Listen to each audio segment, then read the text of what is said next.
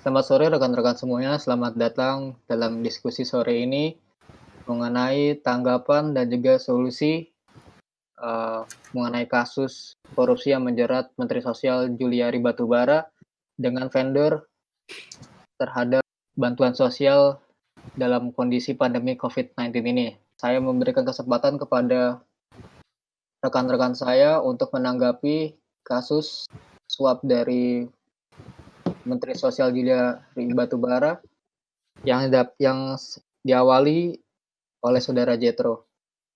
Kepada Saudara Jetro, saya persilakan untuk tanggapan Anda. Ya, terima kasih Rama. Mungkin menurut saya yang dilakukan oleh Menteri Sosial Pak Juliari Batubara ini merupakan perilaku yang memalukan dan tidak patut dicontoh ya. Apalagi Pak Juliari ini adalah seorang menteri di mana dia sudah bersumpah untuk tidak melakukan korupsi, dan juga saya sangat heran karena dia mengambil keuntungan untuk kepentingannya sendiri di saat pandemi seperti ini yang kita sudah ketahui bahwa ekonomi negara kita sedang turun.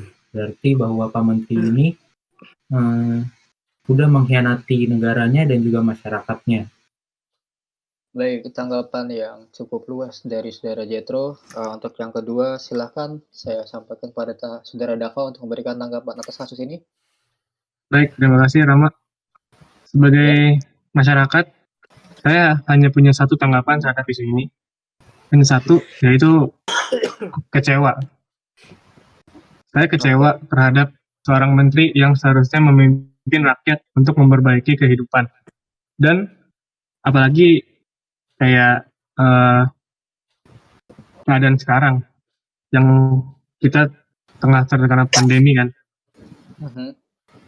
Dan juga banyak rakyat yang dirugikan, dan menteri ini malah korupsi. Itu sih, saya hanya kecewa aja. Terima kasih. Baik. Sama-sama Saudara Dava, sebuah tanggapan tulus dari rekan saya mengenai kasus ini.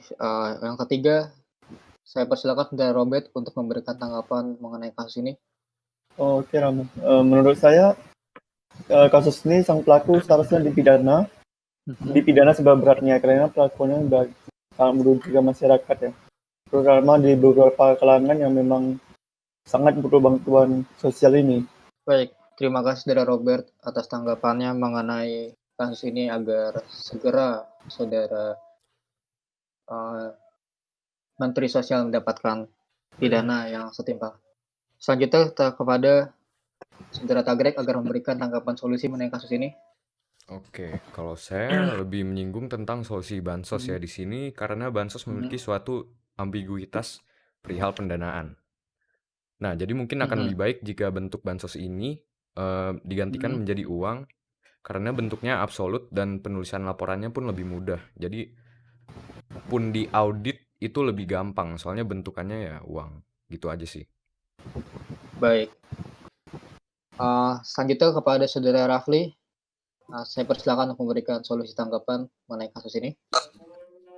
Solusi menurut saya yaitu harus diperlukan kerjasama antara masyarakat dan penegak hukum jika ingin Indonesia ini bebas dari korupsi. Jadi di Indonesia ini harus diberantas gitu dan ditegakkan secara adil. Baik. Saya yakin sih di Indonesia akan bisa lebih maju dan kehidupan masyarakat pun terjamin. Dan pasti tidak ada masyarakat yang haknya itu merasa direbut gitu, apalagi dalam kondisi COVID-19 ini gitu, yang ekonomi masyarakat tuh nggak menentu gitu. Baik. Saja sih.